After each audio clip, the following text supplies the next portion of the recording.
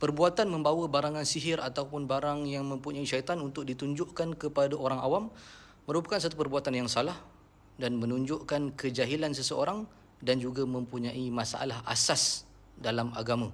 Jadi hari ini kita tengok bila ramai sangat orang nak menjadi perawat perubatan Islam ataupun perubatan tradisional ni.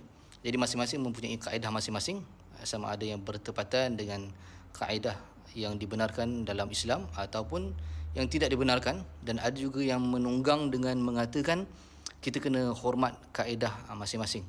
Ada ayat tu boleh betul digunakan, tapi dalam masa yang sama ada juga individu-individu yang tak betul menggunakan juga ayat tersebut nak menghalalkan cara dia dengan mengatakan kena hormat kaedah dia. Hari ini saya tak nak terus ceritakan berkaitan dengan ilmu tentang perbuatan tersebut, tapi saya nak menimbulkan persoalan kepada masyarakat. Jom sama-sama kita berfikir dengan akal yang Allah telah berikan kepada kita, dan kemudian saya akan jelaskan lagi pada masa yang akan datang insya-Allah. Jadi satu barang yang mempunyai syaitan ataupun apa-apalah yang tak baik ni dibawa di hadapan orang awam untuk ditunjukkan, oh gempak, ini ada barang ni, ada isi dia, tunjukkan. Saya nak tanya, asal barang sihir ini milik siapa? Pemilikan dia, pemilikan yang paling awal adalah milik kepada ahli sihir. Ataupun contohlah kita ambil barang ni, barang yang orang nak, dia ambil daripada ahli sihir sebab dia nak buat amalan tertentu, jadi dia ambil. Bila dia ambil, jadi dia punya. Bila dia punya, satu masa dia dah tak nak. Bila dia dah tak nak, dia serahkan kepada perawat yang dipercayai. Dia serah, dia kata apa, ustaz, saya dah tak nak lagi dah barang ni, ustaz tolonglah selesaikan. Jadi perawat ini sepatutnya amanahnya, tak kisahlah perawat perubatan Islam yang mengaku-ngaku ataupun yang tradisional, jadi dia pun ambil. Sepatutnya amanah dia adalah dia mohon kepada Allah untuk dihapuskan, dibatalkan perjanjian-perjanjian tersebut. Tetapi sebaliknya dia simpan. Dia simpan dan kemudian dia bawa pula kepada tayangan umum dan kemudian dia berbangga pula dengan barang itu. Saya nak tanya kepada masyarakat yang mempunyai akal yang waras. Ramai dekat netizen yang bijak kat sana. Agak-agak apabila status ni dah sampai ke yang saya cakap tadi, siapakah pemilik kepada syaitan dan barang sihir tersebut?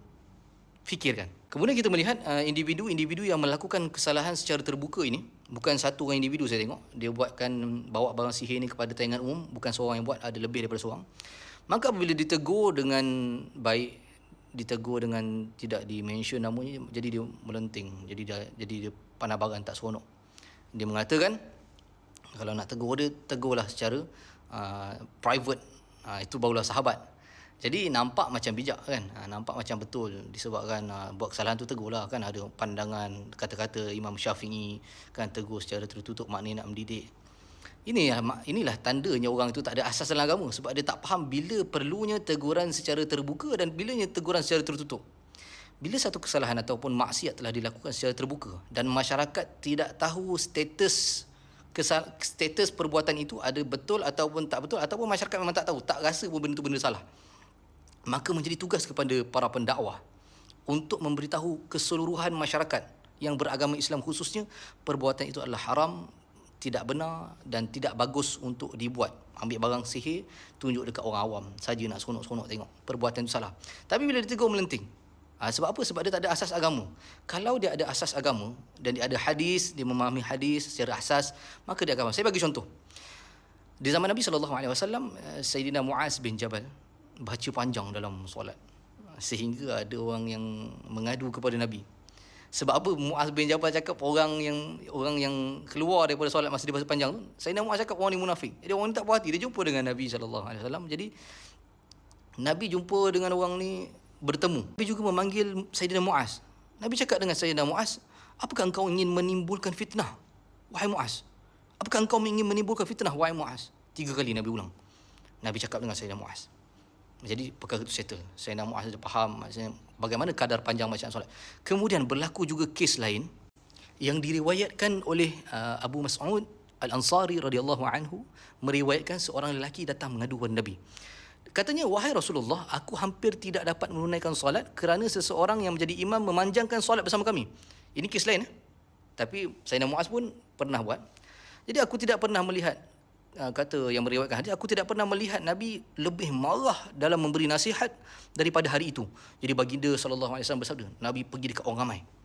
Jadi perbuatan ni Nabi pergi dekat orang ramai. Kata Nabi SAW, wahai manusia, sesungguhnya kamu menyebabkan orang menjauhkan diri, yakni daripada agama. Kerah kata-kata Nabi ni. Sesiapa yang mengimamkan orang ramai, hendaklah dia memendekkan solatnya dengan kaedah-kaedah yang diajarkan oleh Nabi. Jadi Nabi marah. Nabi tegur secara terbuka. Agak-agak Sayyidina Muaz yang pernah buat perkara tersebut, dia ada tak macam, Nabi ni duk mention lagi pasal ni, aku nak block Nabi lah. Ada tak macam tu orang? Jadi orang yang mempunyai asas agama yang benar, dia takkan tindakan-tindakan tidak sebegitu. Jadi saya pernah tengok, saya sebenarnya sebelum ni tak berminat dengan perkara ni sebab saya pun sibuk dengan urusan saya. Tapi bila benda ni dah jadi melampau-lampau pula kan, jadi saya terpanggil untuk menceritakan kebenaran. Jadi masyarakat, tolong jangan taksub. Perbuatan taksub ni sangat bahaya. Ada hadis Nabi SAW. Ditanyakan kepada Nabi, wahai Rasulullah, adakah termasuk taksub seseorang lelaki itu mengasihi kaumnya? Seorang lelaki dia suka dengan kaum dia, bangsa dia. Nabi cakap tidak. Tetapi yang termasuk daripada taksub itu, jika seseorang itu melakukan kezaliman, dia buat maksiat secara terbuka, kemudian kaumnya itu dia menolong. Tetapi termasuk taksub itu jika seseorang itu menolong kaumnya dalam melakukan kezaliman. Hari ini kita tengok, bila ada pendakwah-pendakwah tertentu yang menegur perbuatan yang tak betul ini secara terbuka untuk mengajar kepada masyarakat, sebab kesalahan ini ditonton oleh banyak masyarakat dan masyarakat tak tahu dia salah. Jadi ada pendakwah yang tegur, tapi kita tengok betapa ramai pentaksub yang masuk menghina pula kepada yang menyampaikan kebenaran. Jadi tuan-tuan, berhati-hati, fitnah di akhir zaman ini sangat mencabar. Tolong semak siapa yang nak merawat, siapa yang nak berubat ni, yang nak menjadi perawat ni. Walaupun latar belakang anda siapa pun, belajar elektrik ke, belajar IT ke sebelum ni, kalau nak jadi perawat, belajarlah bersungguh-sungguh. Adakan tingkatan-tingkatan pelajaran itu dengan benar. Ambillah ilmu dengan betul.